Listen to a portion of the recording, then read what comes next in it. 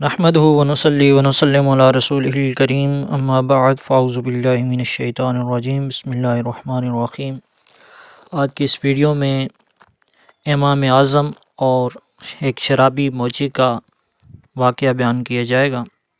حضرت سیدنا عبداللہ بن رجاعہ رحمۃ اللہ تعالیٰ علیہ بیان کرتے ہیں کہ کوفہ میں امام اعظم ابو حنیفہ رضی اللہ تعالیٰ عنہ کے پڑوس میں ایک موچی رہتا تھا جو تمام دن تو محنت مزدوری کرتا اور رات گئے گھر میں گوشت یا مچھلی لے کر آتا، پھر اسے بھون کر کھاتا، اس کے بعد شراب پیتا۔ جب شراب کے نشے میں دھت ہو جاتا تو خوب ادھم مچاتا اور شور کرتا۔ اس طرح رات گئے تک سلسلہ رہتا یہاں تک کہ اسے نیند گھیر لیتی۔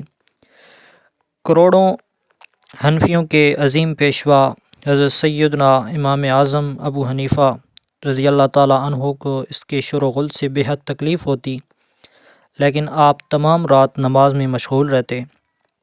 ایک رات اس ہمسایہ موچی کی آواز نہ سنی۔ صبح کو اس کے بارے میں استفسار فرمایا۔ آپ کو بتایا گیا کہ کل رات اس کو سپاہیوں نے پکڑ لیا ہے اور وہ قید میں ہے۔ امام اعظم نے نماز فجر ادا کی اور اپنی سواری پر سوار ہو کر خلیفہ کے پاس پہنچے اور اپنے آنے کی خلیفہ کو اطلاع بھجوائی۔ خلیفہ نے حکم دیا آپ کو سواری کی لگام تھام کر نہایت ہی احترام کے ساتھ فرش شاہی تک لے آؤ اور آپ کو سواری سے نیچے نہ اترنے دیا جائے۔ سپاہیوں نے ایسا ہی کیا۔ خلیفہ نے دریافت کیا کیا حکم ہے؟ آپ نے فرمایا میرا ایک ہمسایہ موچی تھا جسے کل رات سپاہیوں نے پکڑ لیا ہے، اس کی آزادی کا حکم فرمائیے۔ خلیفہ نے فرمان جاری کر دیا کہ اس موچی کو فوراً رہا کر دو اور اس قیدی کو بھی رہا کر دو جو آج کے دن پکڑا گیا ہے۔ چنانچہ سب کو آزاد کرنے کا حکم دے دیا۔ اس کے بعد امام اعظم ابو حنیفہ سواری پر سوار ہو کر چل دیے اور ہمسایہ موچی پیچھے پیچھے چلنے لگا۔ امام اعظم ابو حنیفہ رضی اللہ تعالیٰ عنہ نے اس سے فرمایا اے نوجوان، کیا ہم نے تمہیں کوئی تکلیف دی؟ اس نے عرض کیا نہیں، بلکہ آپ نے تو میری مدد فرمائی اور میری سفارش کی۔ اللہ تعالیٰ آپ کو بہتر جزا عطا فرمائے گا کہ آپ نے ہمسائے کی حرمت اور حق کی رعایت فرمائی۔